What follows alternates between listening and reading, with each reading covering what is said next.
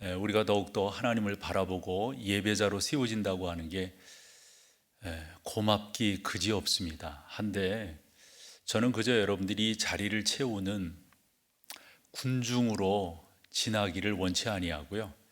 좀 더 여러분들을 독려해서 여러분들의 믿음의 집을 잘 세우는데 제가 여러분들을 좀 돕고 여러분들은 그렇게 믿음의 집을 세워나가기를 소망하는 것이죠.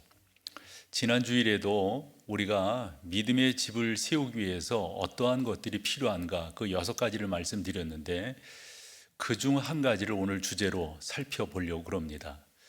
하나님을 경험하는 삶. 이 블랙가비 참 귀한 목사님이신데 이분의 책을 갖고 제가 우리 교회에 부임해서 여러 차례 제 성역 공부 클래스를 운영을 했습니다.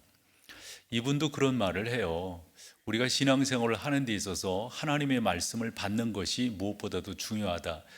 그래서 이 책의 핵심 가치가 7단계가 있는 거거든요. 하나님은 우리와 관계를 맺기를 원하신다. 그리고 사람을 찾으시는데 어떻게 찾으시는가? 그 3번째로 말씀을 허락하신다 하는 거예요. 그렇게 성경을 관점 있게 봤을 때 아담도 마찬가지고 하나님께서 아담을 부르시잖아요. 아담아 아담아. 노아도 그렇고 아브라함도 그렇고 그리고 창세기에 나오는 3명의 족장 이삭과 야곱과 요셉 또한 다 하나님께서 부르시잖아요. 요즘 우리가 새벽에 상고하는 출애굽기의 모세도 마찬가지입니다. 그 3장에서 하나님께서 떨기나무 불꽃 가운데서 모세를 부르시거든요. 그리고 그에게 말씀을 주심으로 관계를 하나님과 맺어가시는 것을 볼 수가 있어요. 이렇게 우리 가운데 하나님의 말씀을 허락하심으로 하나님은 우리와 관계를 맺어가시는데 이것을 여러분들이 일찍이 아는 것이 믿음의 집을 세워가는 초석을 다지는 거다 하는 거예요. 매기 성경 강의를 진행하고 있는데요. 번안 맺기도 여러 군데서 그런 말씀을 하세요. 하나님이 당신에게 허락하신 말씀은 뭐냐? 하나님께서 당신에게 주신 레마는 뭐냐? 저도 그래서 여러분들에게 레마라고 하는 표현을 여러 번 하면서 여러분들에게 있어서 하나님의 말씀은 어떤 말씀인가 라는 것들을 강조를 했고 여러분들을 독려했었잖아요. 정말 중요한 것은 내 안에 하나님의 말씀이 있는가, 이 하나님의 말씀이 우리 가운데 구체적으로 되뇌일 수, 또 내놓을 수, 또한 강조할 수 있는 것이 없다면 이런 표현이 적절할지 모르겠습니다만 여러분들은 의미 있게 존재하는 게 아니에요. 우리가 표류한다는 말이 있잖아요. 살아있지만 어디로 갈지를 모르고 어디로 향해 가고 있는지도 모르는 삶을 표류한다 이렇게 보는데 하나님께서 나를 향한 그 말씀이 내 안에 구체적으로 나는 이러이러한 말씀을 내가 주께로부터 그리고 하나님의 인도하심을 받고 있어 이렇게 말씀할 수 없으시다면 저는 그것이 건강한 신앙이 아니다라고 생각을 하는 거죠. 그래서 한 번 더 말씀드리며 진행하려고 하는 것은 여러분 가운데 그와 같은 하나님의 말씀이 있는가 하는 거예요. 만약 그것이 없다면 여러분들은 의미 있는 삶, 특별한 존재가 여러분 가운데 인식되고 있지 않다라고 하는 것입니다. 여러분들이 하나님이 허락하신 말씀, 그것을 꿈이라고 표현할 수도 있는데 그것이 있느냐 없느냐에 따라서 여러분들의 삶의 의미는 훨씬 더해갈 것이고요. 만약 그것이 없다면 여러분들은 존엄성을 상실하고 살아간다 해도 지나친 말이 아닌 거예요. 정말 여러분들이 의미 있게, 우리 의미 있는 것은 다름이 아니라 믿음의 집을 건축하는 거 아니겠어요? 이것이 잘 세워져 나가지 않는다면 저는 여러분들이 올바른 신앙으로 이곳에 와 계시다라고 생각지 않는 거죠. 그래서 다 귀하게 이 자리에 오신 줄로 저는 믿고요.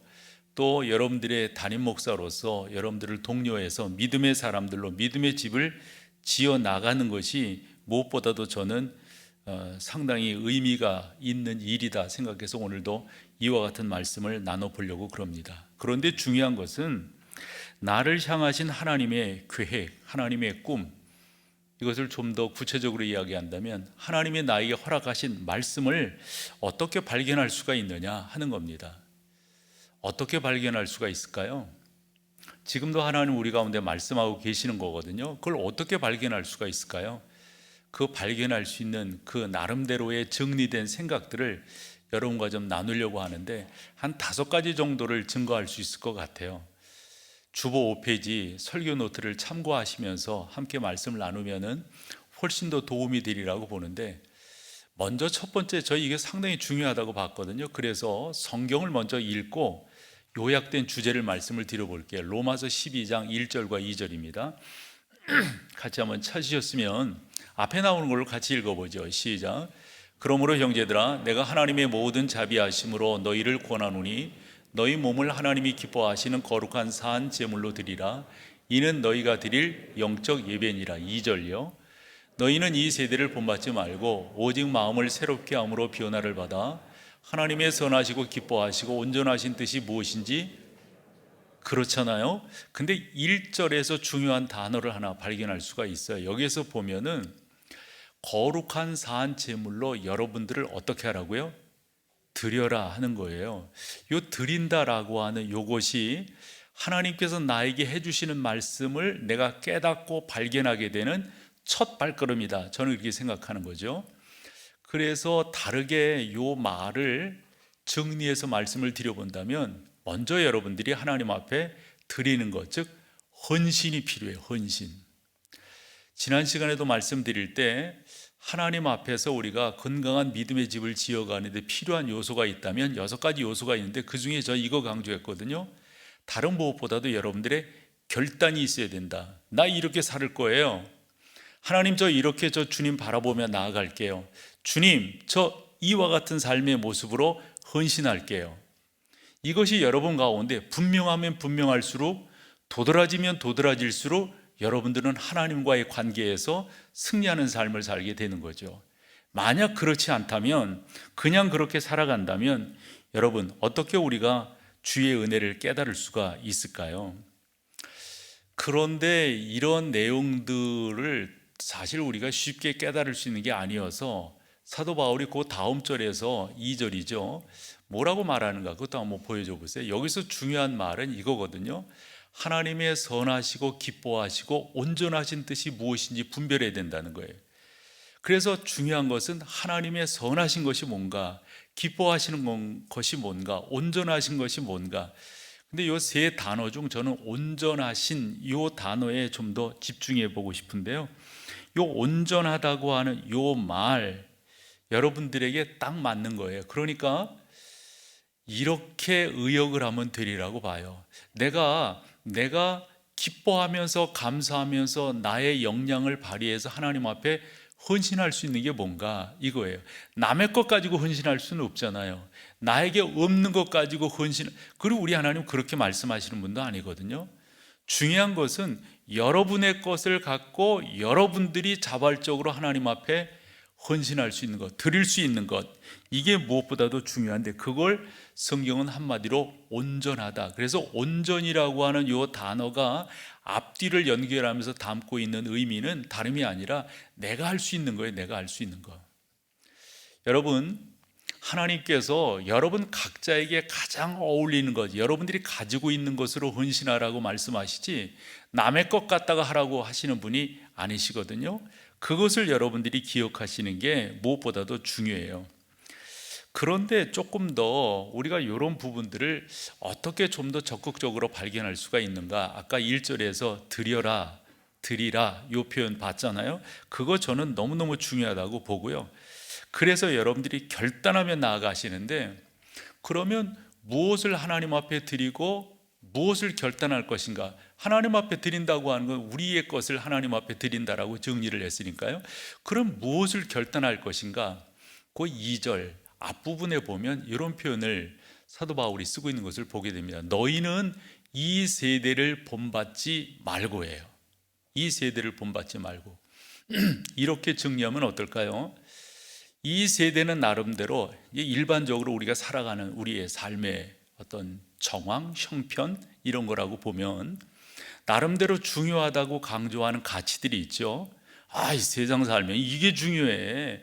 이것도 중요하고 이것도 중요하고, 이 세상에서 강조하는 강조함이 필요 없다가 아니라, 그것이 우리 가운데 쓸모없다가 아니라 너희는 먼저예요. 먼저 이것을 하나님 앞에 드리는데 이 세대를 본받지 않는 게 중요합니다. 그 말인즉슨 이 세상에서 강조하는 그 강조함이, 우리 그런 말 여러 번 나눴잖아요. 영원하지 않단 말이에요. 우리가 진정으로 해야 될 것이 있다면 영원한 것, 그걸 바라보며 나아가는 것. 이 세상이 강조하는 것은 죄송하지만 영원한 것들이 아닙니다. 요즘 많이 올라가고 있는 그런 것이 영원한 것이겠어요? 여러분, 직위가 영원할 것일까요? 영원한 것일까요? 우리가 세상 말로도 권불 10년이라는 표현을 쓰잖아요. 아니, 세상에서도 요즘 요즘 꽃이 만발하죠. 그 꽃이 얼마나 가겠어요? 화무 11홍이란 말도 쓰잖아요. 이 세상의 것은 다 보면 여러분, 세상적 가치는 한결같이 영원하지가 않아요. 그와 같이 바울이 이야기하는 것은 우리가 어디에 어떤 의미로 드리고 헌신하고 결정하고 결단할 것인가는 영원한 것을 찾으라는 거죠. 즉 하나님께서 우리 가운데 말씀하시는 그 가치 속에 우리가 나아가는 게 무엇보다도 중요합니다. 그리고 또 하나 강조하고 싶은 것은, 이 블랙가비도 그 말을 했고요, 버남 맥기도, 그리고 제가 참고할 수 있는 그런 참고의 자료들도 보면 다 이런 표현들을 해요. 내가 누구랑 나의 삶을 함께하고 있느냐, 이 강조인데, 이것을 성경을 통해서 보면 히브리서 12장 1절 말씀을 통해서 볼 수가 있거든요. 이것도 같이 한번 읽어봐 보세요. 이러므로 우리에게 구름같이 둘러싼 허다한 증인들이 있으니 모든 무거운 것과 얽매이기 쉬운 죄를 벗어버리고 인내로서 우리 앞에 당한 경주를 하며, 그랬어요. 여기까지만 보셔도요. 근데 중요한 것은, 인생이라고 하는 것은 경주라고 여기 성경에도 이렇게 말하고 있잖아요. 그 인생의 경주를 우리가 누구랑 하느냐 하는 거예요. 누구랑 하느냐.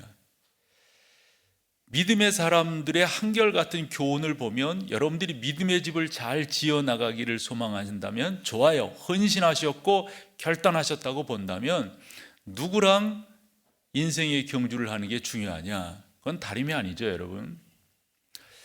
저는 그 한석지 목사님으로부터 이제 고인이 되셨어요. 그런도 거의 백수를 하시다가 주의 부름을 입으신 분인데요. 그분의 집회를 통해서 제가 들었고요. 그러니 그런 말씀을 하시더라고요. 나는 이 얘기를 누구한테 들었는 줄 아냐고 그러시면서 이성복 목사님 말씀을 하셨어요. 이성복 목사님께서도 그 말씀을 전하면서 당신은 누구한테 들었는 줄 아냐고 그러면서 이야기를 하신다는데, 그게 왜 최권능 목사님이에요. 최권능 목사님은 우리 초대 목사님이시고요. 여러분, 이성복 목사님은 6.25 직후에, 그분 북한 분이시거든요, 내려오셔서 저 목포를 중심으로 그리고 서울에서 크게 부흥을 일으키셨던 그런 분이세요. 한석지 목사님도 참 귀한 분이세요. 저 학교 때 참 귀한 분이신데, 어쨌건 이와 같은 분들이 한결같이 강조하는 게 뭐냐, 이분이 이런 말씀하세요. 너무 단순한 말씀인데 진리예요. 여러분, 예수님보다 앞서가면 교만하고 예수님보다 뒤처지면 나태하니 앞서지도 말고 뒤서지도 말고 예수님과 같이 가십시오. 여러분, 이게 무슨 말이에요? 블랙갑이나 버남 맥기나 이런 분들이 말하는 것과 똑같은 맥락이에요. 뭡니까? 세상과 경주하지 말고 세상과 짝해서 가지 말고 우리 주님과 함께 가라. 히브리서 12장 1절도 그 말씀 아니에요? 우리가 이 세상에서 다른 무엇보다도 얽매기 쉬운 그 모든 것들을 다 벗어버리고 우리 앞에 당한 경주를 경주하자, 이거예요. 근데 한 번 더 보여주실래요? 히브리서 12장 1절. 여기에서 그와 같은 경주를 하기 위해서 우리 가운데 필요한 한 요소가 있어요. 뭡니까 여러분? 인내로서예요. 인내로서. 그래서 믿음의 세 가지 덕목을 우리가 이야기할 때 그 중에 하나가 인내하는 것 아닙니까? 인내하는 것. 그것이 바로 우리 가운데 담력을 불어넣는 것 아니에요? 하니까 여러분들이 이처럼 신앙생활을 해나가실 때 어쨌건 무엇보다도 중요한 것은 여러분들이 하나님 앞에 나를 드리겠다고 헌신하며 결단하며 나아갈 때 하나님의 인도하심, 주의 말씀을 여러분들이 받으실 수 있다 하는 거예요. 크게 두 번째로는 저 이건 너무 많이 강조했기 때문에 약간 식상하실 수 있습니다만 뭐 중요한 것이니까 더 강조하지 않을 수가 없어요. 여러분, 하루의 첫 시간을 하나님께 드리시는 거예요. 저는 단순하게 새벽 예배라고 이렇게 말씀을 드릴 수가 있는데요, 다르게 표현한다면 여러분들이 큐티를 하셔야 돼요. 이렇게 하나님 앞에 드리며 그분과의 시간을 가질 때 하나님의 말씀을 여러분들이 받으실 수 있다라고 생각을 합니다. 학교 때 감동 있게 읽었던 책이 하나 있어요. 그래서 20대 때 그 책을 읽고 나의 앞으로의 삶을 이렇게 결정을 해야 되겠다, 많은 부분 정리를 할 수 있는 좋은 그러한 책인데, 그분이 무슨 말씀을 하냐면, 영국 목사님이세요. 근데 그분이 당시 함께 동역하는 목회자들에게 그렇게 말하는 거예요. 여러분들이 오전 시간을 여러분의 시간으로 갖지 아니하면 목회에 성공할 수가 없습니다. 이것은 제가 제 나름대로 자의적 해석입니다. 성공할 수가 없습니다. 그런 이야기예요. 그래서 저도 결심하기를, 나도 목회를 하면서 이와 같은 삶을 살아야 되겠다. 그런데 우리의 삶이라고 하는 게 그쪽 사람들의 삶과 좀 다르잖아요. 우리 삶의 오전 시간을 나를 위해서 쓴다면 뭐 어떻게 사역할 수가 없잖아요. 그래서 저는 어떤 식의 결심을 하게 됐냐면, 새벽 시간을 내 시간으로 써야 되겠다. 새벽을 내가 좀 더 의미 있게 써야 되겠다. 그리고 새벽 예배 전, 그리고 새벽 예배 지나고 우리가 9시에 그냥 업무를 시작을 한다면 그 전, 이 시간을 내가 잘 활용을 해야 되겠다. 그런 경험이 저한테 있기 때문에, 체험이 있기 때문에 여러분들에게 지속적으로 이런 내용들을 강조하는 거거든요. 여러분, 하나님의 선하신 인도함을 받아서 여러분들의 믿음의 집을 잘 지어나가기를 여러분들이 소망하실 터인데요, 그러기 위해서 두 번째 강조하는 거예요. 여러분, 하나님과의 만남의 시간을 여러분들이 가지셔야 돼요. 제가 예전에 알고 지냈던 분 중에 한 분이 이와 같은 이야기를 나눌 때 결심을 하시더라고요. 그 결심이 뭐냐면, 당신은 예를 들어서 직장을 어떤 사람들이 미식까지 가는, 항상 자기는 다른 그 직원들보다도 30분 전에 직장에 가겠다는 거예요. 그래서 거기에서 그 전에 짧은 시간을 이용해서 성경을 읽겠다고. 성경이 어느 정도 그렇게 시간을 쪼갤 때 들어오는 일은 잘 모르겠지만 그런 자세가 저는 의미 있다고 보는 거거든요. 파스칼이 그런 말을 했어요. 앞에 나오는 것으로 우리 같이 한번 읽어보실까요? 사람이 가지고 있는 대부분의 문제는 조용히 있을 수 없을 때 온다는 거예요. 그러니까 우리가 뭔가 묵상하고 정리하고 뭔가 차분하게 이런 시간들을 낼 수 없을 때 우리 가운데 문제들이 발생한다, 그런 내용이거든요. 그러므로 여러분들이 좀 더 시간을 내셔서 하나님과의 관계, 즉 묵상의 시간들, 만남의 시간들, 제 이런 얘기한 거 한 번 더 반복할게요. 특별히 여러분들이 아침에 일어나시면 그렇게 일어나시냐, 그렇게 일어나시지 말고 주여 하며 일어나시자고 했어요. 그리고 이제 화장실 가게 될 터인데요, 그 가시기 전에 조금 침대에 걸터 앉으셔서, 하나님, 오늘 하루를 주 앞에 의탁합니다. 저 새벽 예배 나오기 전에 그렇게 하거든요. 그렇게 되게 이제 요즘은 흔히 말하는 이 몸의 시계가 훨씬 더 이 알람보다도 정확하잖아요. 그럼 벌써 딱 그때 보면 벌써 이 깨진다고요. 그러면 잠깐 그 걸터 앉아서, 하나님, 오늘도 하나님 앞에 의탁합니다. 하나님이 저를, 이런 식으로 간단하게 묵상하고 볼일 보고 이렇게 하는 거라고요. 저는 여러분들의 삶 속에서도 그런 시간들이 좀 필요하다고 생각해요. 대개 남자들이 어떻게 아침 시간을 보내는가 보면은 뉴스에 관심들이 많으니까 신문을 본다거나 TV를 켠다거나 라디오에 뉴스를 과반 운전하시거나 아침 시간 하시면 그런 거 한다는 거죠. 그리고 또 하나 하는 게 문자 확인하는 거예요. 메일도 확인하시겠지만 이런 것들 다 중요하죠. 안 할 수 없죠. 그러나 여러분들이 먼저 시간을 내셔서 하나님과 그런 관계를 갖는 것, 참 저는 의미 있다고 봐요. 세 번째로, 여러분들의 믿음의 집을 잘 지어나가기를 원하신다면 여러분들의 은사가 뭔지를 좀 더 기억하고 그 은사를 통해서 활동하시는 것이 무엇보다도 중요하다라고 생각을 합니다. 저는 교회가 여러분들에게 준 큰 유익이 있다면 이렇게 조금 뒤돌아보면 이것이 아니었는가 싶어요. 예를 들어서 80년대 그 중반 그리고 90년 초까지 교회에서 이 방송을 통해서 많이 했던 이야기가, 저도 그런 시간들을 가졌기 때문에 그런데요, 시간 관리라고 하는 이야기를 참 많이 했어요. 시간 관리. 그러면서 그 성공한 사람들의 7가지 습관, 이 책이 우리나라에서 되게 부음을 이루고 막 그랬던 기억이 나요. 그래서 교회 다니는 사람들에게 일반적으로보다 먼저 그와 같은 각성들이, 훈련들이 일어난 것, 저는 그 시간 관리라고 생각해요. 두 번째로, 교회가 여러분 가운데 일반 이 세상에서 주는 거 말고요, 여러분 가운데 준 큰 유익이 있다면 이거 아닐까요? 교회에서 많이 썼던 말 중에 2000년대에 들어오면서 은사개발이라는 말을 많이 썼어요. 은사개발. 내가 잘할 수 있는 게 뭔가, 나는 무엇이 나한테 특징이 있는가. 저는 되게 중요한 거라고 생각해요. 여러분들이 잘할 수 있는 거, 여러분들이 하나님께로부터 받은 은사가 뭔지를 알아서 그것을 통해서 하나님께 예배하고 나아가는 게 참 의미가 있다 하는 거죠. 이렇게 일반적으로 목회자들도 보고 또 성도들도 이렇게 보면, 당신이 이런 은사가 있다, 뭐 저런 거 있다, 하나님께서 이렇게, 그런데 있잖아요, 그 가운데 욕심이 내재되어 있는 것을 보게 돼요. 저는 그물이라고 생각해요. 개인적인 인간적인 그 욕심은 절대적으로 나를 키워나갈 수 없다 하는 거죠. 그래서 우리가 잘 아는 성경 구절 하나를 또 읽어보죠. 에베소서 2장 10절에 우리의 은사가 뭔지를 사도 바울이 묻고 있음을 보게 됩니다. 같이 한번 읽어보세요.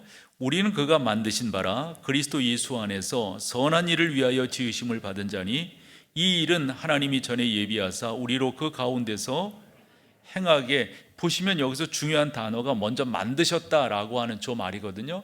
좀 만드셨다라고 하는 말을, 우리는 그가 만드신 바라를 이렇게 문장을 바꿔도 좋아요.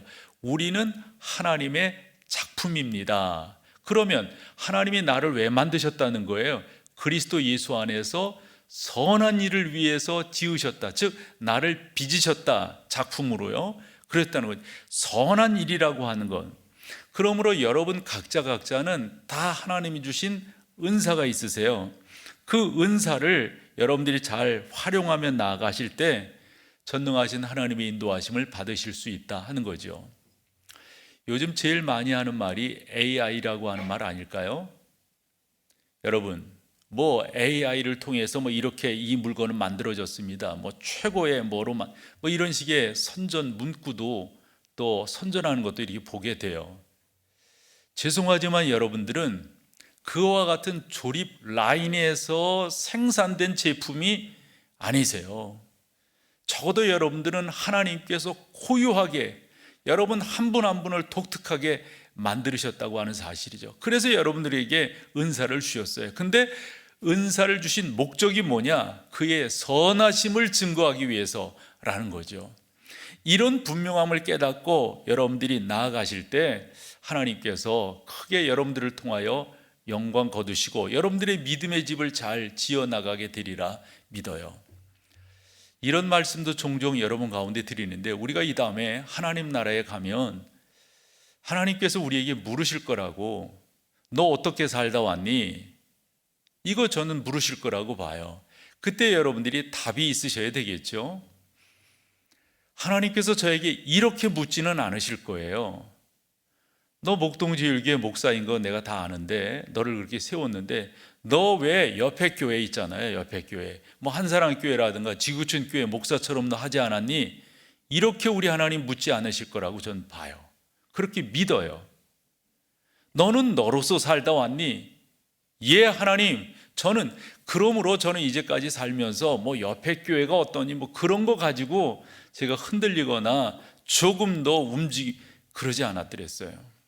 그래서 저는 저의 길을 가면 되는 거예요. 여러분들도 여러분들의 길을, 하나님께서 나를 이렇게 부르셨다, 그 부름에 합당하게끔 여러분들의 길을 가시는 것, 이게 무엇보다도 사랑하는 여러분, 여러분들의 믿음의 집을 잘 지어나갈 수 있는 귀한 은혜가 된다는 사실이에요.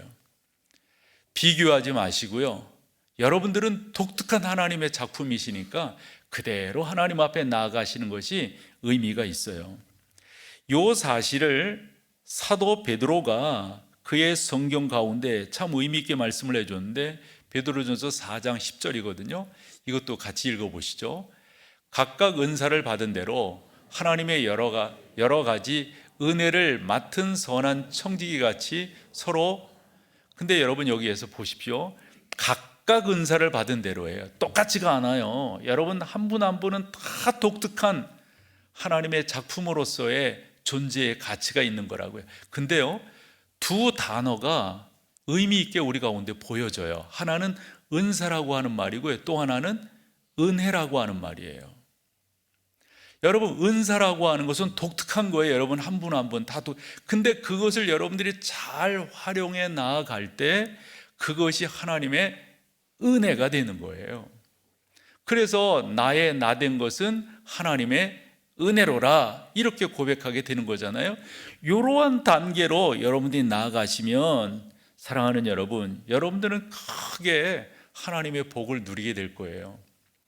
마태복음 25장에 가보면 달란트 비유가 나오는데, 5달란트, 4달란트, 1달란트를 이렇게 주고요, 주인이 갔다 오면서 남겨라 그랬는데, 갔다 와서 물으니까 5, 4달란트를 받은 사람은 그대로 잘했는데 1달란트 받은 사람이 문제였어요. 근데 여러분, 거기에서 그 사람의 말과 주인의 답이 전혀 다르다고 하는 사실을 아세요? 1달란트 준 사람에게 너 왜 5달란트 받은 사람처럼 하지 않았어? 이렇게 물으시던가요? 아니에요, 여러분. 나는 왜 하나만 주시? 이것 가지고 여러분들이 속상해 하실 게 하나도 없어요. 이게 여러분 신앙의 자존감이에요. 목사인 저희들도 비교될 수가 있잖아요. 왜 저 목사는 저렇게 하는데, 뭐 저 목사는 저렇게 하는데, 저 목사는 저런데, 이런 식으로 비교할 수가 있는데, 죄송하지만 그것은 자기의 영혼을 갉아먹는 것에 지나지 않아요. 살찌우질 못해요, 여러분. 우리가 쉽게 모차르트와 살리에르를 비교하잖아요. 다 나름대로 주어진 것이 있는데 왜 나는 저 사람처럼, 이거 자기를 잡아먹는 거라니까요. 자기의 영혼을 갉아먹는 거라니까요. 여러분들은 모두 다 각각 하나님이 주신 은사가 있어요. 그런데 그 은사를 통해서 여러분 가운데 내놓아야 할 것이 있다면 그게 은혜예요. 하나님이 나에게 이렇게 허락하셨구나, 하나님이 나를 이렇게 복을 주셨구나. 그래서 바울은 로마서 12장 6절에서 이렇게 말합니다. 우리에게 주신 은혜대로 받은 은사가 각각 다르니 그랬어요. 각각 다 달라요. 그러니까 그대로 여러분들이 잘 나가시면 된단 말이죠. 사랑하는 여러분, 저는요, 이 교회 담임 목사로서, 여러분의 목사로서 이렇게 늘상 생각하며 준비하며 또 경성하며 살기를 늘상 준비하고 있어요. 또 그렇게 진행하고 있어요. 그게 뭐냐면, 저는 여러분들이 예수 그리스도 안에서 그저 교회에 이렇게 얼마나 여러분들이 귀하게 시간 내셔서 이렇게 나오셨습니까? 그런 여러분들을 제가 알기 때문에 저 또한 잘 준비해서 여러분들로 하여금 예수 그리스도 안에서 풍성한 은혜를 누릴 수 있도록, 이게 저의 일이에요. 여러분들은 그렇게 누리셔야 되고요, 여러분들은 그런 누릴 자격이 있어요. 그렇게 우리 하나님께서 여러분들을 부르셨고 허락을 하셨다고요. 그런데 중요한 것은 그렇게 누리게끔 하는 동시에 목사인 제가 해야 될 일이 있다면, 이렇게 각자에게 하나님이 부르신 부름이 다르다고 하는 것을 강조함으로 여러분들을 세워가는 것입니다. 저는 우리 교회를 그저 사람 많이 모이는 교회로 세우지 않겠다고 수차례 여러분들에게 많이 말씀을 드렸어요. 많고 적음이 저의 목회의 목표가 되질 않아요. 중요한 것은 모인 하나님의 사람들, 하나님께서 보내주신 이 귀한 하나님의 사람들을 어떻게 영적으로 살찌우게 하느냐. 여러분, 꼭 그저 빈약하게 예수 믿지 마시고요, 풍성하게 예수를 믿으시라고요. 그렇게 하나님의 사람들로 여러분들이 잘 세워져 나간다면 얼마나 감사하고 얼마나 기쁘고 얼마나 고맙겠어요. 서로 행복한 거죠. 목사는 목사로서 행복하고 여러분들은 성도로서 행복하고요. 네 번째로 여러분들의 믿음의 집을 잘 세워나가기를 원하신다면, 여러분, 나 이것도 많이 강조한 내용이에요. 꼭 여러분, 하나님을 사랑하고 하나님을 사모하는, 즉 하나님에 대한 꿈이 많은 사람들과 가까이 지내는 거예요. 이거 수없이 말씀을 드렸어요. 왜냐하면 너무 중요하기 때문에. 절대적으로 여러분 부정적인 사람과 가까이 하지 말라고요. 백해무익이에요. 백해무익. 요즘 세상은 너무 비평과 비판이 많은 세상이에요. 긍정적이고 격려하는 그런 세상이 아니에요. 어떻게 해서든지 누구를 그냥 이렇게 하고 아주 그런 사람들 보면 참 속상한 게, 뭐 세상이라고 하는 게 그렇다 치지만은 우리의 리더십을 갖고 있는 사람들의 행태들을 보면은 참 어쩌면 좋을까 싶어요. 조금 더 여러분, 우리가 국민들이 잘 커야 돼요. 잘 커서 여야를 막론하고 이 리더십을 가진 사람들이 함부로 할 수 없도록 방법이 있겠어요? 방법이. 우리가 그렇게 커야 되고요. 여러분들이 잘 커야 목사인 저도 정신 똑바로 차리고 목회하는 거죠. 꼭 그러시기를 바라요. 여러분, 꼭 여러분 주변에 좋은 믿음의 사람들이 있기를 소망해요. 그래서 하나님의 은혜를 서로 나누고 감사하고 서로 격려하고, 우리 자라면서 그런 말 많이 들었잖아요. 비전홀이라고. 정말 이 꿈을 키워가는 사람들, 꿈을 나누는 사람들, 이 꿈을 서로 공유하는 그런 사람들, 이게 예수 믿는 것 아니겠어요? 그래서 그 나눔이 우리를 풍성하게 만들어주고, 그 나눔이 우리의 삶 속에 여러 역경들을 이겨나가게 하는, 이 통과하게 하는 그런 힘을 우리 가운데 주잖아요. 그런 은혜들을 우리가 받으면서 또 누리면서 나아가는 거죠. 그렇게 하기 위해서 저는 목장이 건강해야 된다라고 생각해요. 교회적으로 본다면. 근데 여러분, 그 목장이 건강하기 위해서는 비밀이 보장돼야 돼요. 그 안에서 못 얘기한 것이 바깥으로 나가면 안 된다니까. 난 그런 거 너무 많이 경험하니까요. 아주 이게 아주 말이 여기까지 나오는데 자꾸 나보고 참으라고 그래서 말을 안 하는데, 절대적으로 여러분 그러시면 안 된다고. 이 목사 모임도 보면요, 오늘 지금 회의 마치고 왔는데 자동차 타고 오는데 전화가 와. 아니 이런 거 결정했다면서. 아주 욕이 막 여기까지 나오는데 점잖은 체면에 욕하기는 뭐하고 속으로 욕하지. 속으로 그냥 저런 아니 막 그게 안 된다니까. 그게 그러면 여러분 우리 신뢰도가 깨지기 때문에.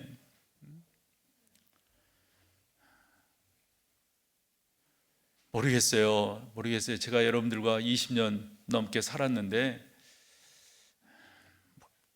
모르겠어요. 꼭 여러분 주변에 좋은 사람들이 있으셔야 돼요.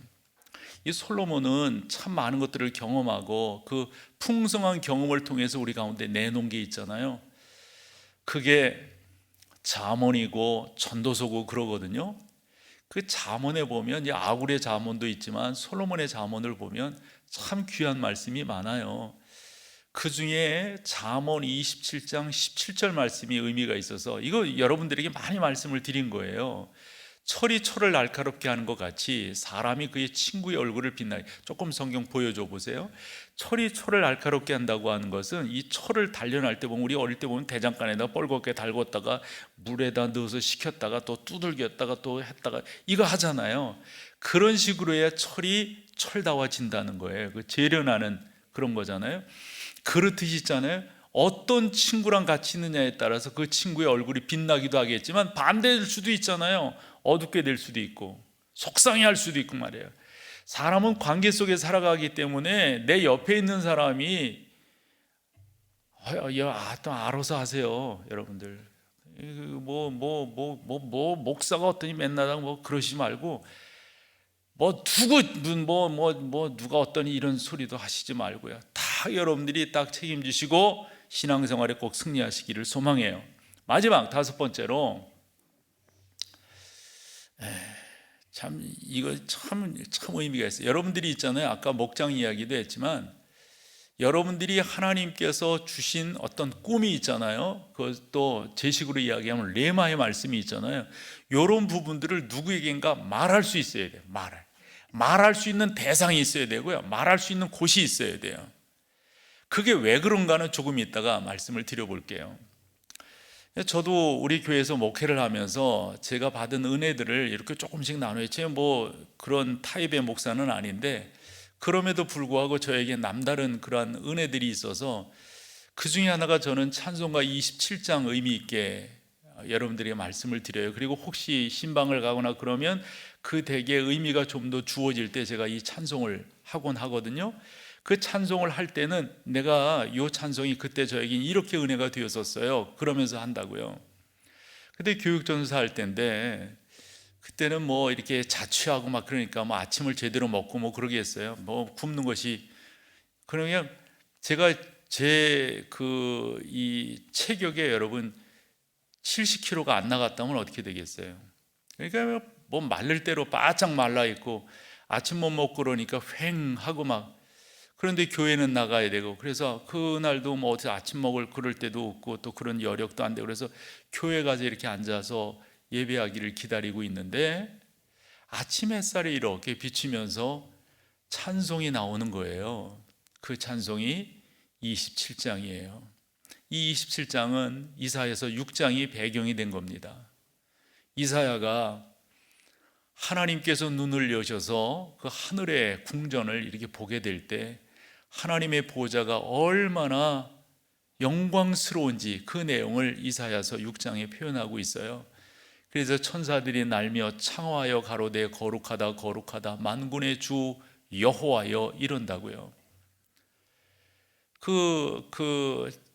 찬송 27장이 가사가 빛나고 높은 보좌와 그 위에 앉으신 주 예수 얼굴 영광이 해같이 빛나네. 그 찬송을 이렇게 하는데 얼마나 감동이 몰려오든지. 그래서 제가 그 앞에서 하나님께 하나님 제가 이렇게 제 평생 하나님의 영광을 위해서 살게요. 하나님 저를 도와주세요. 하나님 저를 도와주세요. 20대 때 자존감이 이렇게 많이 내려가 있을 때 어떻게 내가 앞으로 나의 주어진 삶들을 살아가지? 사정과 형편과 조건 뭐 이런 너무 열악한 그런 상황이니까 생각은 많은데 도전적인 그런 부분들은 많은데 이런 것들이 그때 하나님께서 여호수아서 1장 5절로 찾아오신 거예요. 내가 어디로 가든지 너를 당할 자가 없도록 해줄게. 그러면서 또 말씀하세요. 내가 너와 함께 할 것이란다. 내가 너와 함께 할 것이란다.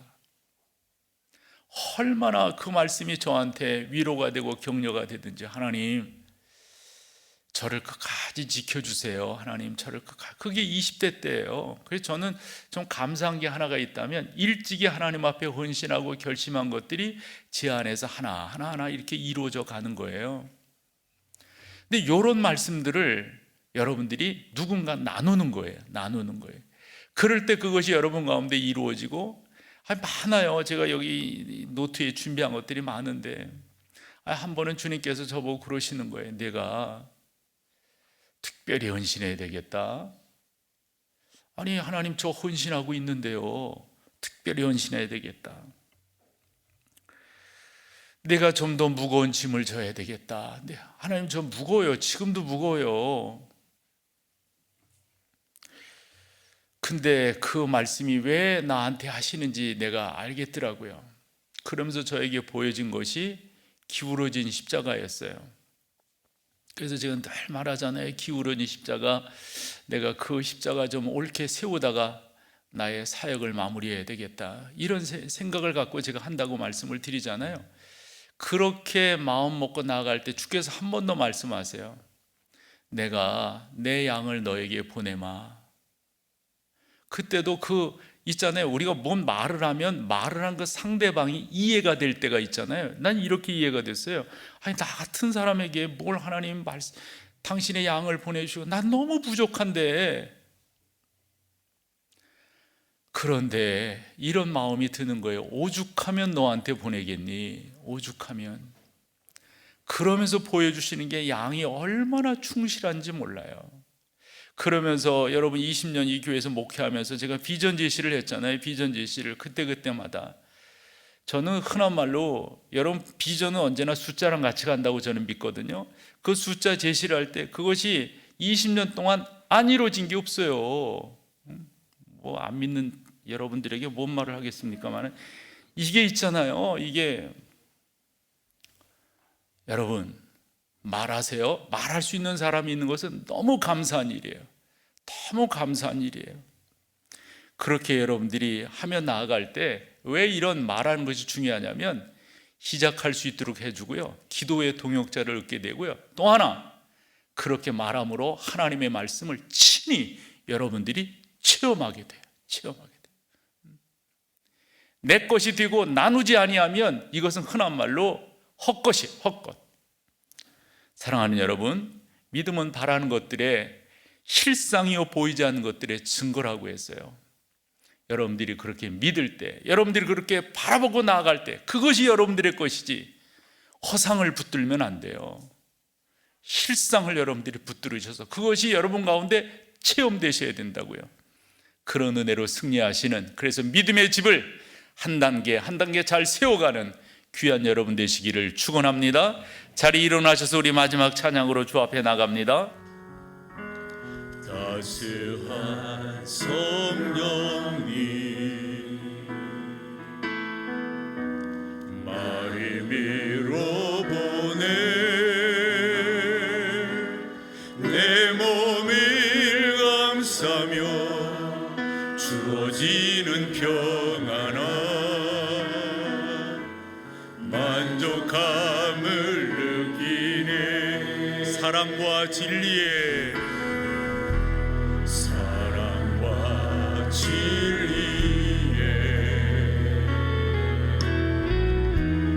한 줄기 빛 보내 내 몸